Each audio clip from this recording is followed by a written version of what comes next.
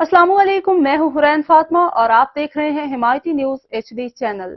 नजर डालते हैं आज की अहम खबरों पर। रमजान में अतिया मुहिम के दौरान इश्तिहारात में बच्चों का इस्तेसाल करने वाले NGOs के लिए सऊदी हुकूमत ने इंतबाह जारी कर दिया। सऊदी हुकूमत ने बच्चों के तहफ़्फ़ुज़ के कानून के आर्टिकल 3 और उसके ज़वाबित को नाफिज करने के अज़्म का इरादा किया है।